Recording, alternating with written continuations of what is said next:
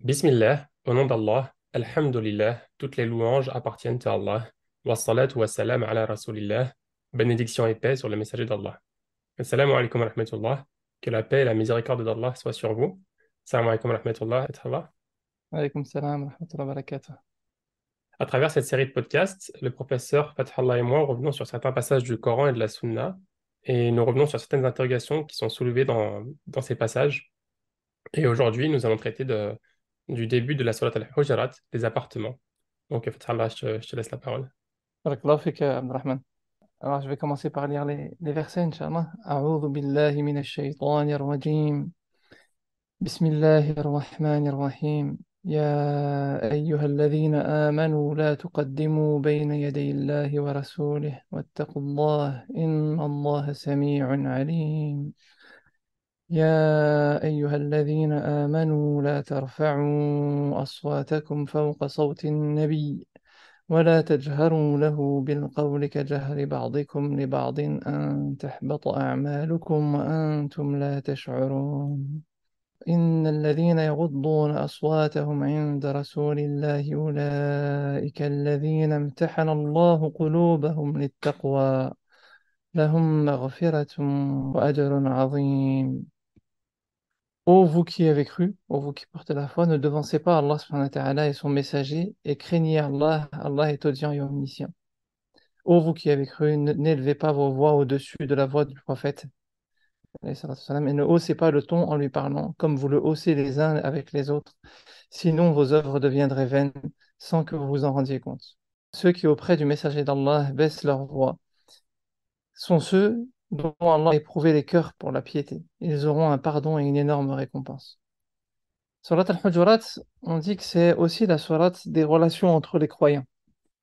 Et que dans cette surat, Allah subhanahu wa ta'ala nous éduque sur la manière dont on doit gérer les relations avec les croyants, et notamment dans les situations de difficulté. Alors, on a fait le choix de Surat al-Hujurat, on va la faire en plusieurs fois, Inch'Allah. Et Ouais. là, on va s'arrêter sur les trois premiers versets aujourd'hui. Mais il y a un fil conducteur qu'on va essayer de retrouver progressivement.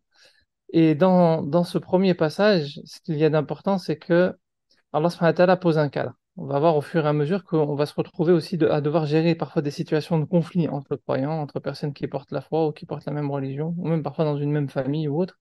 Et on doit avoir des clés pour savoir comment gérer ces conflits. Et souvent, face à l'épreuve, la première tentation qu'on a en tant qu'être humain, c'est d'essayer d'identifier ce que l'autre a mal fait. Et on va se focaliser sur il a été injuste, ou elle a été injuste, ou il a fait ceci, ou elle a fait cela, ou peu importe.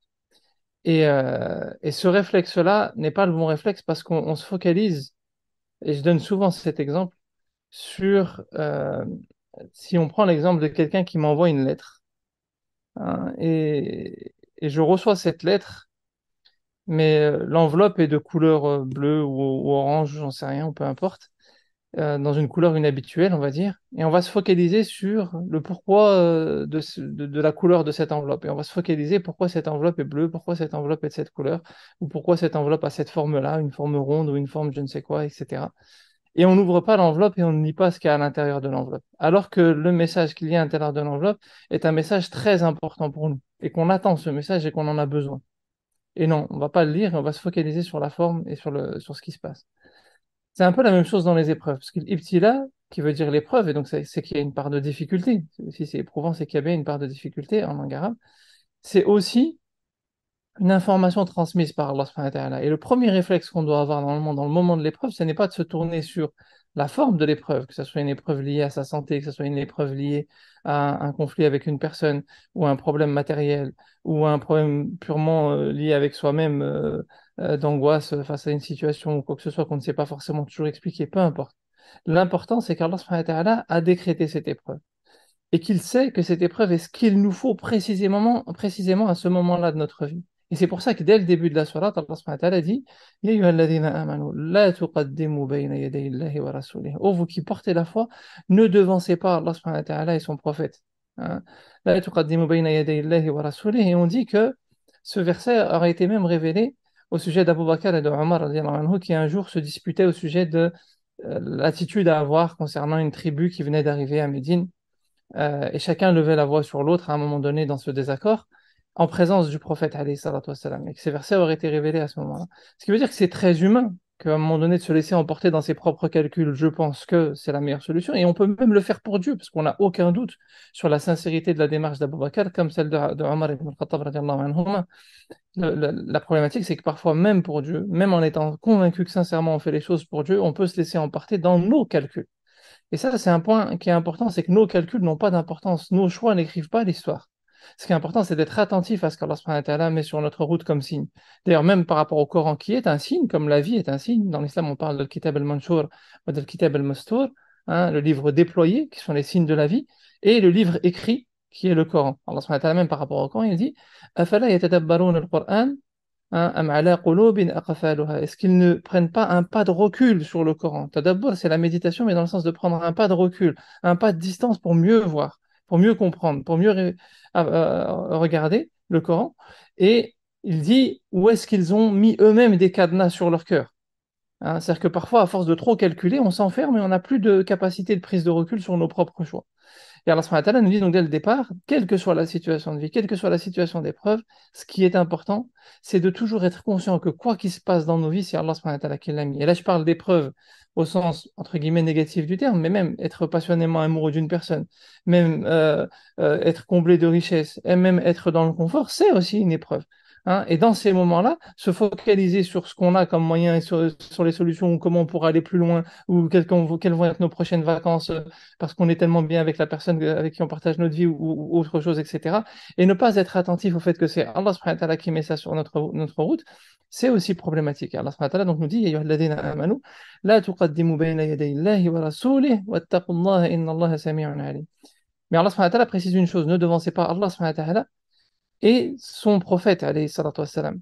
Parce que ça veut dire que dans chaque situation, l'un des réflexes que l'on doit avoir, c'est de lier notre situation de vie à ce que le prophète, alayhi salatu wassalam, a pu vivre d'équivalent. Et comme je dis souvent, on ne peut le faire que si déjà on a le réflexe du lien avec le prophète, alayhi salatu wassalam, à travers les salutations sur le prophète, alayhi salatu wassalam, et que si on a un minimum de connaissance de ce qu'est la vie du prophète, alayhi salatu wassalam. Si on ne connaît pas la vie du prophète, alayhi salatu wassalam, on ne peut pas lier à, moi vous me dites lié à la vie de, je ne sais pas quel homme politique ou de quel X ou Y star ou machin que je ne connais pas, bah, je ne peux pas lier à des événements de sa vie. Alors que certains peuvent vous dire, quand ils ont une situation de vie, bah, un tel, ah ouais, ça me rappelle, il a fait ça un tel, ou il a dit ça un tel, ou il a pris la parole un tel jour.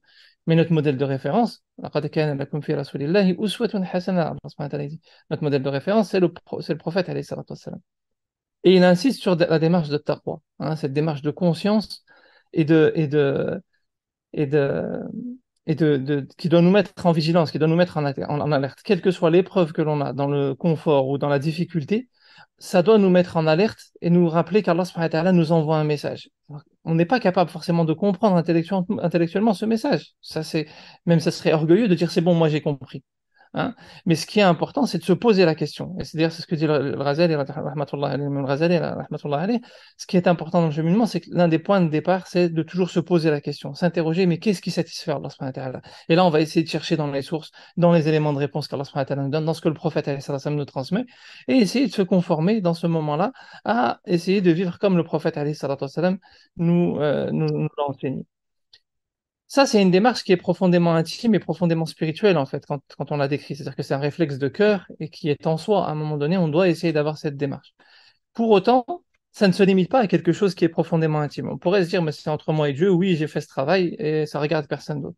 Mais Allah subhanahu wa ta'ala, dans le verset suivant, il dit, يا أيها الذين آمنوا لا ترفعوا أصواتكم فوق صوت النبي ولا تجهروا له بالقول كجهر بعضكم لبعض أن تحبط أعمالكم وأنتم لا تشعرون. Bon, j'ai traduit le verset au départ, mais donc je vais pas revenir en détail sur la traduction. Mais là, il y a le fait d'élever la voix. Et même certains compagnons étaient tellement vigilants par rapport à ça qu'on dit qu'il y a un compagnon qui n'osait même plus voir venir à la mosquée du prophète alayhi salatu wassalam, parce qu'il avait une voix qui portait. Hein, et il pensait que c'était lui qui était visé par ce verset. Et nous, parfois, on peut lire les versets en se disant, bah, de toute façon, soit on ne calcule pas forcément le contenu, soit on va penser à une autre personne. Ah, tu vois, cette personne-là ce verset-là, ça lui serait, même quand on est dans une situation de conciliation, on écoute les recommandations, mais on les écoute pour l'autre, on les écoute pas forcément pour soi. Alors que l'attitude des compagnons, ce qui a fait leur force, c'est quand ils écoutaient pour eux, parfois même trop, à tel point que ce compagnon, il a tellement pris pour lui qu'il n'osait même plus venir à la mosquée du prophète alayhi salatu wassalam, jusqu'à ce que le prophète alayhi salatu wassalam l'apprenne et qu'il corrige cette erreur d'interprétation et qu'il lui permette de revenir à la mosquée. Ça, c'est une première chose. Mais la deuxième des choses dans ce verset qui est importante, c'est que la forme est importante. C'est-à-dire que certes, dans une situation de difficulté, on veut revenir vers Allah subhanahu wa ta'ala, mais on doit y mettre les formes. C'est-à-dire que c'est pas, on se dit, oui, mais moi, je me suis posé la question, ça me concerne entre moi et Dieu, et on continue à faire passer au-dessus nos critiques à l'égard de l'autre, ou on continue à faire passer dans nos comportements notre attachement à ce monde-là, ou nos passions, ou nos désirs, ou nos calculs, etc. Ça doit se transcrire de manière visible. On n'a pas à juger de ce que l'autre fait. Ce qui est important, c'est que nous, on est dans une culture du devoir en islam, on soit dans cette démarche-là. Et à un moment donné, les actes, ils doivent aussi traduire quelque chose. Certes, la foi est de l'ordre du cœur, mais les actes, ils doivent essayer d'accompagner cette démarche-là. On doit être dans l'effort, au moins. Qu'on n'y arrive pas, ça, c'est autre chose. Alors, ça, c'est Allah subhanahu wa ta'ala réalise ce qu'il veut. Et s'il veut que notre épreuve, ça soit de continuer à être dans cet effort et de ne pas y arriver, parce que c'est peut-être ça qui va nous préserver dans la foi, ben, alhamdulillah, on accepte ce qu'Allah subhanahu wa ta'ala nous donne, parce que c'est peut-être le meilleur moyen de rester dans la foi, et que si on réussit, on va tomber dans l'orgueil ou dans autre chose. Donc ça, c'est pas de notre responsabilité, mais l'effort, si, il l'est. Et donc la forme participe de ça. Hein, quand on a une situation de difficulté, est-ce que ça nous aide à corriger notre vie de manière très concrète, dans des choses visibles, dans des choses apparentes? Quelle place on donne à des assises de foi? Quelle place on donne à des assises où on va se rappeler? Quelle place on donne à des moments où on s'assoit devant Allah subhanahu wa ta'ala? Quelle place on donne à la prière, au qiyam, à ces choses-là? Quelle place on donne au fait de laisser la parole à l'autre alors que peut-être nous on prend trop la parole ou on oppresse l'autre? Quelle place on donne à le fait d'exprimer sa parole alors qu'on a peur de s'exprimer et qu'on se tait face à des injustices? On a parlé lors d'un précédent podcast de la situation en Palestine. C'est pareil, c'est-à-dire que dans des épreuves comme ça qui nous touchent, à un moment donné, bah, il doit y avoir quelque chose de visible qui apparaît. On ne peut pas juste condamner dans le cœur. Condamner dans le cœur, c'est ce que dit le prophète, c'est adraful iman. Mais pour les gens de savoir et de connaissance, hein, c'est le fait de dire qui est adraful iman.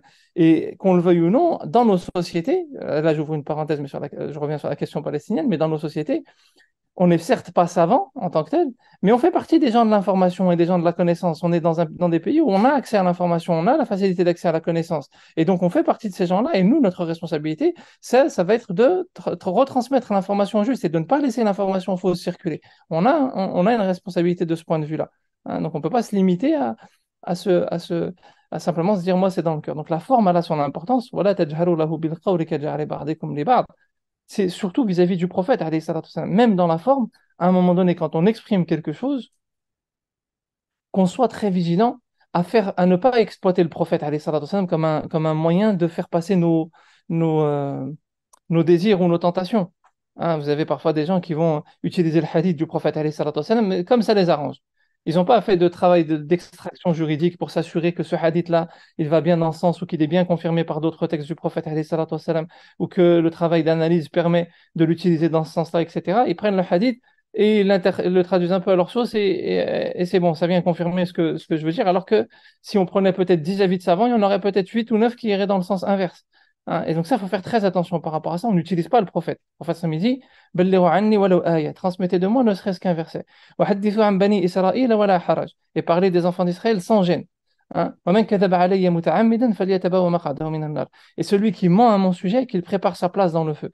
Et le fait de mentir, c'est aussi le fait de trahir le prophète alayhi salam dans ses propos. Tu n'utilises pas les textes du prophète alayhi salam comme ça t'arrange ou à tort à travers. Donc ça, c'est un point important.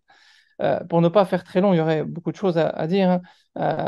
Parce que là, dans la fin de ce verset, par exemple, Allah il dit «An tahbata a'malukum wa antum la tash'urun». Le fait de manipuler la religion et de l'utiliser dans son intérêt, hein, tu vas détruire toutes tes œuvres. C'est-à-dire qu'il faut faire très attention aux conséquences. Toi, tu avais une épreuve qui était circonscrite avec une personne ou avec un problème ou avec ceci ou avec cela, qui était gérable. Et comme je dis souvent, ton comportement et le fait que tu rentres dans une attitude de ruse ou de manipulation ou de ceci ou de cela et que tu vas exploiter même parfois les textes de la religion dans ton sens ou autre, fait que tu vas détruire toutes tes œuvres et c'est toi qui amplifies l'épreuve en fait, tu la rends insurmontable par le fait que tu n'as pas été attentif dès le départ à Allah subhanahu wa ta'ala. Et cette attention, elle se traduit Innal ladhina yaghudduna aswatahum 'inda rasulillah. Certes, ceux qui baissent la voix devant le prophète alayhi salatu wassalam. C'est-à-dire que la forme, elle a encore une fois une importance. عند رسول الله أولئك الذين امتحن الله قلوبهم للتقوى. Ce sont ceux-là dont Allah subhanahu wa ta'ala a éprouvé les cœurs pour la foi. C'est-à-dire que quand tu es face à une épreuve et que tu veux t'agiter, bah, c'est le moment de se taire. Hein. لا تكثروا الكلام بغير ذكر الله. Le prophète dit, ne parlez pas trop sans mentionner Allah subhanahu wa ta'ala. فإن كثرة الكلام بغير ذكر الله قسوة للقلب. Ceux qui parlent trop sans mentionner Allah subhanahu wa ta'ala, leur cœur durcissent. Hein. Ça provoque le fait de durcir les cœurs. وإن بعد الناس من الله القلب القاسي. Et les gens les plus durs, les plus éloignés d'Allah subhanahu wa ta'ala, plutôt, ce sont les gens au cœur dur. Donc, il faut faire très attention et parfois, il faut savoir garder le silence. Hein. Le prophète, sallallahu alayhi wa sallam, il enseignait, hein, celui qui porte la foi en Allah subhanahu wa ta'ala, et au jour dernier, qu'il dise du bien ou qu'il se taise. Donc, ce moment de silence, il est important. Mais pas pour rester tout le temps silencieux. Sinon, face à l'injustice, comment on fait? Non. C'est ce que nous enseignait un de nos souilleurs. Il disait, il y a des moments dans la vie, tu es agité, tu penses que ce que tu as à dire, c'est ça va changer la face du monde. Et tu es là, tu t'excites, tu veux dire, tu veux dire. Hein. Tais-toi. Tais-toi dans ces moments-là parce que c'est ta passion qui est en train de prendre le dessus. Tu n'es pas en train de parler pour Allah subhanahu wa ta'ala, même si ce que tu dis est peut-être vrai. Mais le fait de le dire pour Allah subhanahu wa ta'ala et de le dire de manière apaisée, en étant relié à Allah subhanahu wa ta'ala, change tout. Le vrai peut devenir faux. Hein. Et le vrai peut venir même de Shaitan. Shaitan, il nous a appris que la valeur de Ayat al-Kursi dans un hadith, je ne vais pas le mentionner maintenant, je vous invite à rechercher dans le hadith concernant Abu Huraira, mais même Shaitan, il peut dire du vrai. D'accord? Même le pervers, il peut de contribuer à cette religion dans certains textes du prophète, alayhi salatu wassalam. Donc, il faut faire attention. C'est pas parce que tu dis quelque chose de vrai que forcément, ça y est, ça te rend toi quelqu'un de bien. Hein, le bien, c'est la personne, hein, on pourra revenir sur cette dimension-là un autre jour, qui agit avec foi, avec attachement au monde invisible, avec attachement aux anges, avec attachement à Allah subhanahu wa ta'ala, avec rappel du jour dernier. D'accord? Et donc, dans cette démarche-là, une fois qu'on a cet apaisement, et comme il disait, ce cheikh, il nous disait, par contre, il y a des moments, tu te tais, parce que il y a une forme d'appréhension, qu'est-ce qu'il va dire les gens, qu'est-ce que les gens vont penser, le regard, etc., ou autre. Et c'est dans ces moments-là où il faut savoir parler. Hein, peut-être qu'un jour, on fera quelque chose concernant la peur. Hein, et au contraire, la peur, il faut savoir la dépasser, parce qu'il ne doit y avoir la peur que dans Allah subhanahu wa ta'ala, dans nos cœurs. Toute autre forme de peur est une épreuve, certes, qu'on peut connaître dans les moments de notre vie, mais non. C'est dans ces moments-là que justement la foi aussi, elle s'évalue. Il faut parler pour Allah subhanahu wa ta'ala. Donc, je vais m'arrêter là, Inch'Allah, pour ne pas faire trop long, parce que j'ai déjà pris beaucoup de temps, Abdelrahman. Je te laisse peut-être réagir, Inch'Allah, si tu veux bien. Ouais, clair, effectivement, c'était très clair, hein. J'ai pas grand-chose à ajouter. C'est vrai que ce verset, pour moi, c'est un verset que je trouve assez, entre guillemets, flippant, qui fait assez peur, en fait. Le fait de perdre toutes ces bonnes actions. Enfin, après, il y a plusieurs interprétations, comme tu l'as évoqué, hein, mais par exemple, utiliser des hadiths à son avantage, ou bien voilà, prendre son avis comme supérieur, pas garder cette humilité-là, en fait. Se tromper dans ces moments-là, ça peut anéantir toutes nos actions. Donc, c'est des mots assez durs. Au final, ça enlève, c'est pas juste un péché, ça anéantit toutes les actions. Donc, pour moi, ce verset-là, c'est un des versets qui fait le plus peur, personnellement. Donc, Coran qui m'incite le plus à faire attention à ce que je dis. Et c'est vrai que on a souvent entre guillemets, des batailles enfin, non, on devrait pas, hein, mais des batailles de hadiths entre nous, ou bien dans des couples, souvent, on entend des hadiths qui sont utiles aux côtés de la femme ou bien aux côtés de l'homme et ils utilisent à leur avantage, par exemple. Tu devrais faire ça parce que c'est écrit, etc. Ou bien penser qu'on a suffisamment de science pour comprendre qu'un hadith, non, en fait, je suis pas d'accord, par exemple, de dire des choses comme ça. Donc, je trouve ça assez dangereux. Après, il y a une chose que j'ai écouté un de mes professeurs récemment qui disait que ce qui permet un peu de se retirer de ça, c'est de se dire, quand on dit quelque chose qu'on veut faire le bien, on n'est pas forcément attaché au résultat. Et le fait de se détacher du résultat, ça permet de ne pas rentrer dans la surenchère, en fait, dans ce genre de choses. Et le fait peut-être de prendre un pas de recul et de se dire, voilà, moi j'ai dit ce que j'avais à dire et pas besoin de rentrer dans la surenchère et de débattre indéfiniment. Peut-être c'est un outil qui permet voilà, de pas rentrer, d'éviter, hein, Allahu A'lam. C'est quelque chose voilà, de personnel que j'aime. Je sais pas si tu as quelque chose à dire par rapport à ça. Non, c'est vrai que de toute façon, après, c'est sur le principe. Pourquoi est-ce qu'on parle? Est-ce qu'on parle pour convaincre l'autre? Est-ce qu'on parle pour avoir raison? Ou est-ce qu'on parle pour Allah subhanahu wa ta'ala? Et le fait de parler pour Allah subhanahu wa ta'ala, ça nécessite aussi d'avoir beaucoup de moments de silence, parce qu'il faut que le cœur soit dans les bonnes dispositions pour parler pour Allah subhanahu wa ta'ala. Donc, euh, donc c'est important cet équilibre-là. Et après, c'est pas parce qu'on a des moments de silence que forcément on va parler pour Allah subhanahu wa ta'ala. C'est pas une équation aussi simple que ça, sinon il y en a beaucoup qui auraient. Bon, après, Inch'Allah. Mais c'est un des leviers importants. Et après, l'autre levier important aussi, c'est ce que tu évoquais tout à l'heure, c'est de faire très attention à la manière dont on utilise des sources. On en a besoin, il faut aller les chercher, mais il faut aller les chercher avec beaucoup de précaution et beaucoup de respect, en fait. C'est-à-dire que c'est la parole d'Allah subhanahu wa ta'ala, c'est la parole du prophète, alayhi salatu wassalam, mais on ne les utilise pas n'importe comment ou en fonction de nos désirs ou de autres. C'est-à-dire qu'il faut prendre le temps d'aller vérifier leur signification précise, leur utilisation précise. Et puis certains textes, parfois, des personnes vont les utiliser comme étant des textes qat'i, c'est-à-dire qu'ils sont Indiscutable. voilà, indiscutables, que ce soit sur la partie authenticité ou même sur la partie du sens, alors que c'est Mhm. pas du tout le cas, en fait. C'est pas du tout le cas. Et ça, c'est un travail savant après qu'il faut prendre le temps d'aller lire, d'aller rechercher, d'aller vérifier, etc., d'interroger éventuellement. Mais il faut pas, faut pas, c'est bien que chacun puisse avoir accès à ces sources-là, les lire en termes de culture générale, en termes d'inspiration personnelle, etc. C'est une très très bonne chose et il faut le faire, hein, et on est dans l'obligation même de le faire, mais il faut distinguer ça du fait de rechercher ces textes, dans ces textes-là des éléments d'argumentaire pour pouvoir trancher des décisions. Ça nécessite de la méthode et de la discipline savante, entre guillemets. Il faut se référer à ceux qui savent le faire ou aller chercher dans les ouvrages qui traitent de ces questions-là en ayant les outils pour pouvoir le faire aussi et décrypter ce qui est écrit.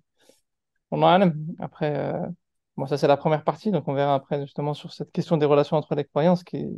Le point important, c'est vraiment de revenir à Allah subhanahu wa ta'ala et de ne Ouais. jamais oublier que toute situation de vie, c'est Allah subhanahu wa ta'ala qui nous parle.